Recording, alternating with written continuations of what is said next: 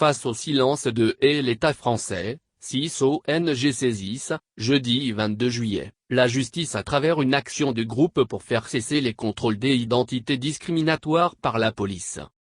Cette procédure, menée par 6 associations, dont Amnesty International et Human Rights Watch, avait été déclenchée en janvier.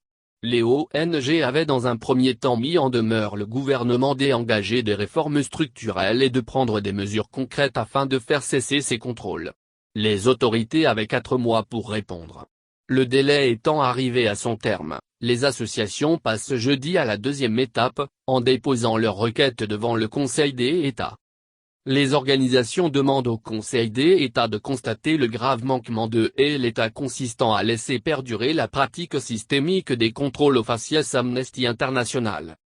Les organisations demandent au Conseil des États de constater le grave manquement de l'État consistant à laisser perdurer la pratique systémique des contrôles aux faciès, et d'enjoindre aux autorités de prendre les mesures nécessaires pour y remédier, a déclaré jeudi Amnesty International dans un communiqué. La plus haute juridiction administrative a ensuite plusieurs façons de procéder, explique Antoine Lionken, avocat qui porte le dossier avec Meslim Ben Achour et Alexandra Denis. Elle peut demander à l'État ce qu'il compte faire, puis contrôler si les réponses proposées sont satisfaisantes, explique Lionken, ajoutant que le Conseil des États peut aussi être plus interventionniste et tracer des lignes en disant « il faut que les choses évoluent sur tel ou tel point ».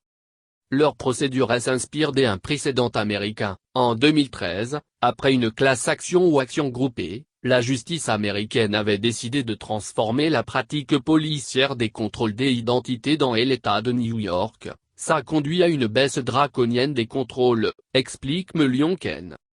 C'est un sujet qui a avancé, on n'en parle plus qu'avant, mais en termes de solution on est au point zéro, estime Issa Coulibaly, le président de Pas à Pas Belleville, une autre association partie prenante de la procédure. C'est pour cela que nous avons décidé de passer, de manière collective, par le droit, qui peut-être contraindre l'État à mettre en place les mesures que beaucoup proposent depuis des années et qui existent dans d'autres pays. Interdire explicitement la discrimination dans les contrôles d'identité.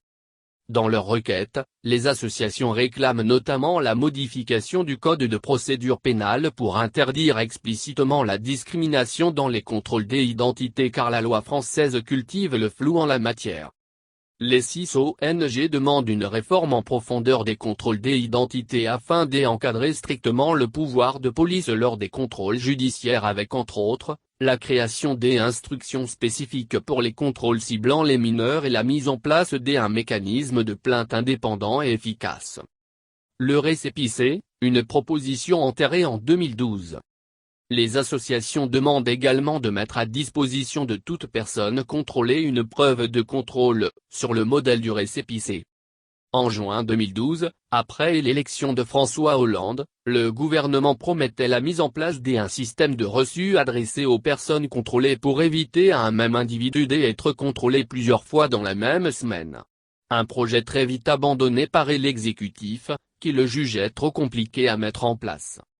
Cette mesure s'inspire de dispositifs existants à l'étranger, notamment au Royaume-Uni, où chacun peut réclamer un document sur lequel figure le numéro de matricule de l'agent, le motif, la date ou encore l'heure du contrôle. Les policiers gardent une copie de chaque exemplaire.